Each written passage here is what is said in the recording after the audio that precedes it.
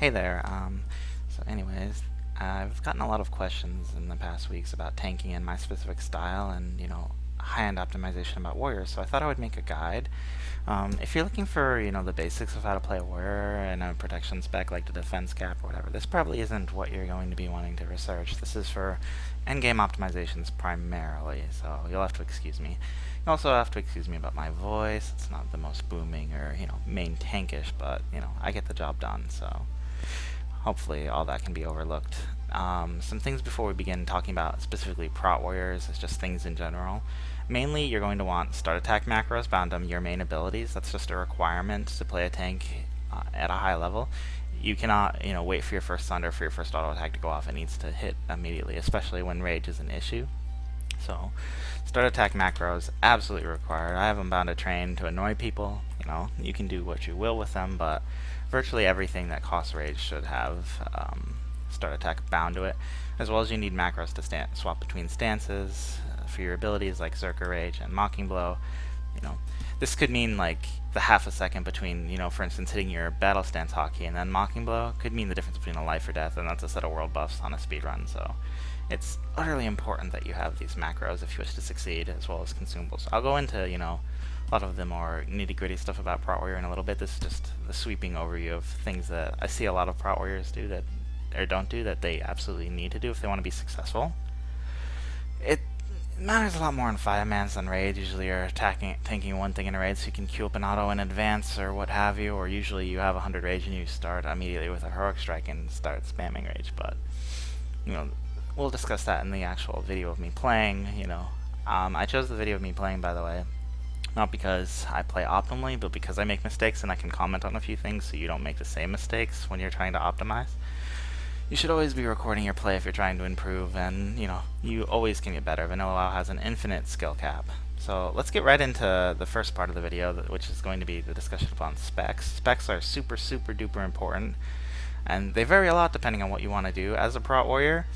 So let's begin with what I would believe is, an ideal, maybe not even defense cap starting tank spec. Deflection is really good when your gear is really low and you're not trying to do a mana sponge sort of realm players pushing tank, which I'll describe later. But, this is just the standard, meat and potatoes of any sort of regular prot spec. Anger management is 100% required for any tanking spec in vanilla, in my opinion. With anger management, you can pool rage before a boss, and if you blood rage once every minute, you're only losing 10 rage a minute, so you can, cheap rage bot and blood rage, and stay at 100% rage for any boss encounter, period. This talent is a requirement. It doesn't matter how long you take to explain the boss, whether it's a speedrun or not. This is, without a doubt, one of the best talents in the game. I would argue it is the best talent for a protection warrior in the entire game. You have to get this to get that, so it's just a requirement. You don't specifically need tactical mastery if you're not getting anger managed, but there's no reason you would ever get anger management, not ever get anger managed. Cruelty, again, is pretty much required, except for, if you're going Impale to max out. It's a huge amount of threat. Now, Unbridled Wrath is really interesting because I use an Alcor, so I use really fast weapons, and private servers don't have PPM or procs per minute, so, everything is just a flat percent. So if you're using an Alcors or daggers in particular, like I like to do to tank, which I'll explain later in the gameplay section why, and a bit in the gearing section, but Unbridled Rage is really good because it's just a lot of extra 3 threat. You don't want to spec into toughness primarily because that's just a flat-out threat loss. You can definitely drop Unbridled Rage and, 1 point out of either of these to max out toughness if you want in your pre-raid spec. You could even get improved shield wall, but that's not really necessary for progression. It's decent, but there's no specific instance where it's required. And your talent points as a prot warrior are really, really, really super important, and a lot of them make very, very distinct impacts on the type of tank you're trying to play. So now into the prot tree. Shield specialization is pretty much required. Before the Darmal patch, you need this talent, but you can drop it afterwards once you get a Redrought Cloak to hit the defense cap. So this one, it depends on which patch you're playing. Right now, you do not need this in your pre-raid spec, but I'm going to assume if you're in a pre-raid spec or starting out as a tank, defense is still an issue in hitting in your defense cap set. You might not even have a TPS set, so you're definitely going to want to have anticipation starting out. And maybe toughness if you're using a slow weapon like an Iron Foe, a Vishkag, or whatever, some of the different weapons besides daggers in particular, Unbridled Wrath loses a lot of its effectiveness then, and that's where I would put those points. Last stand 100% required. Improved shield block 1 point 100% required. I don't really need to explain that. You can go view like normal guides. Again, all of this is just pretty standard beyond that point. Now we get into the meat and potatoes. This is the spec I currently use. This is more of an end game pushing realm player spec. So quick explanation. Impale really pays off when you have a disgusting amount of crit, and for instance on my character right now, this is my current setup.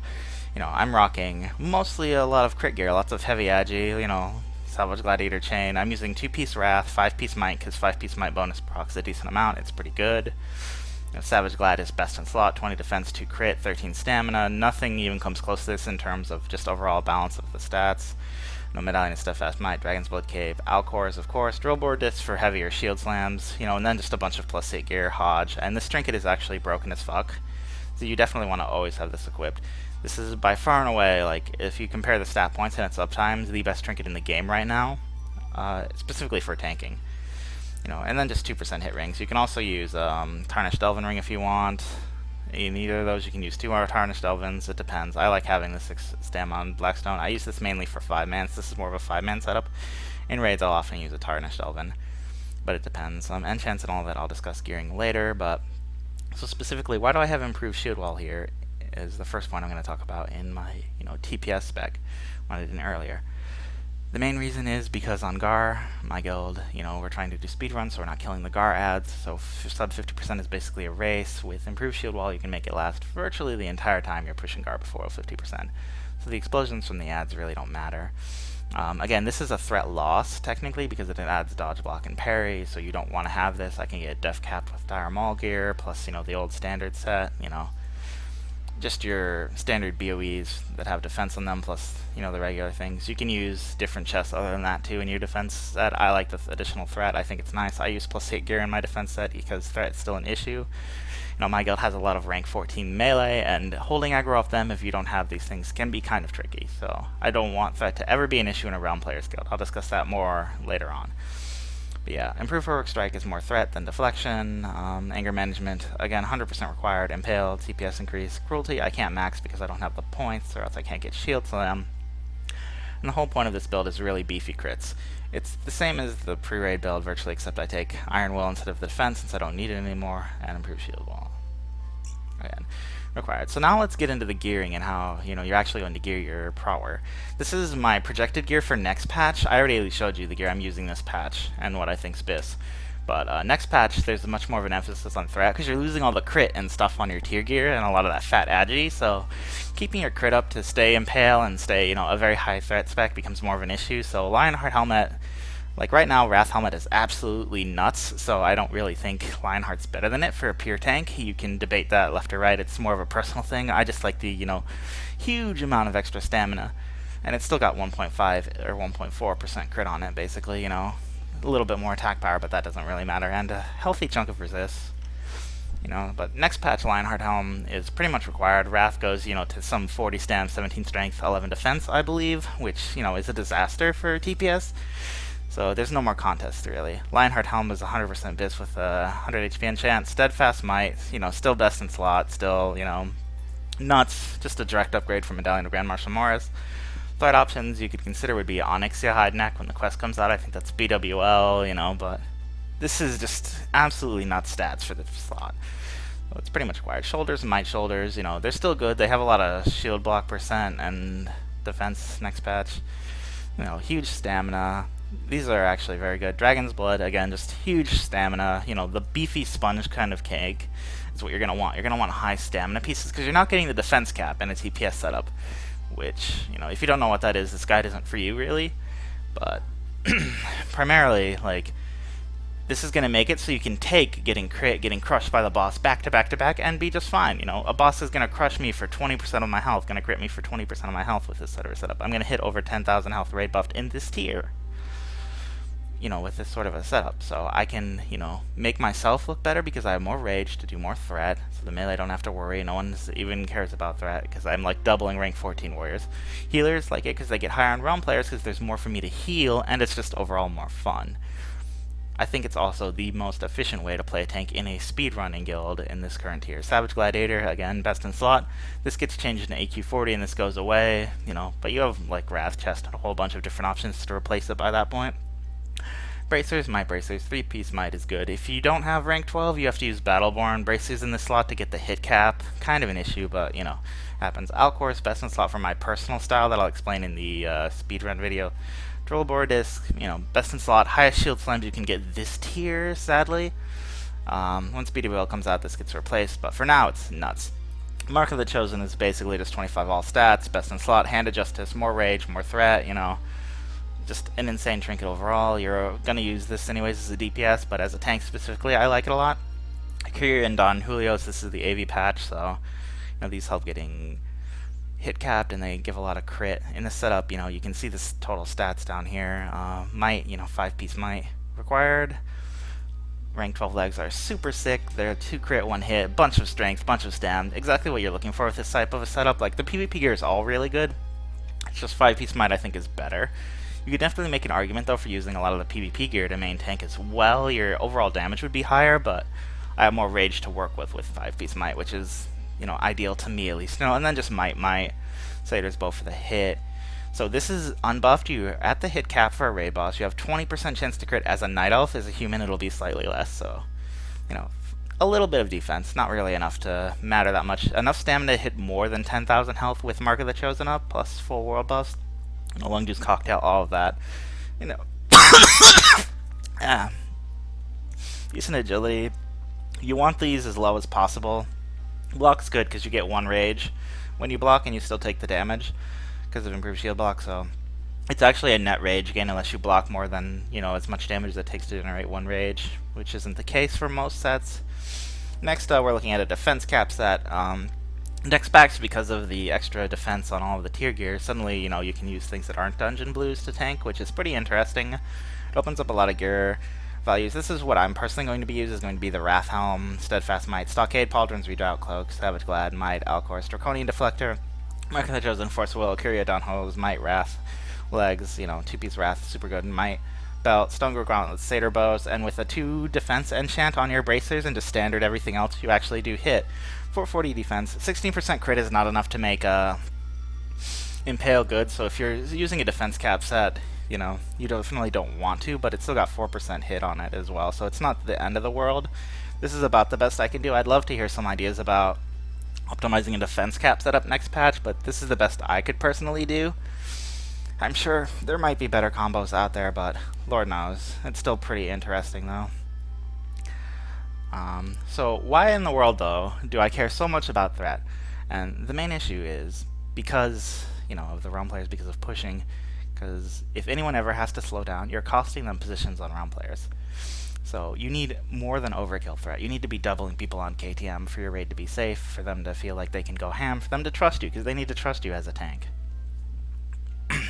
You will only be using a defense cap set, in my opinion, on very specific instances, like tanking, 4 to 8 Gar ads, tanking all of Sulfuron's ads, tanking like 3 dog packs, etc. All of these situations where tank damage is actually so high you need it, or else you're going to die, then you would consider equipping a defense cap set. So, again, you can gauge in your own guild exactly what you need to do and when you need to equip your defense set, but you should try to avoid it as much as possible because it is gimping your raid's throughput and output. So, now let's put this all into practice and actually see what raiding with, a setup like this looks like. So, here we're going to go with, just some standard crazy stuff.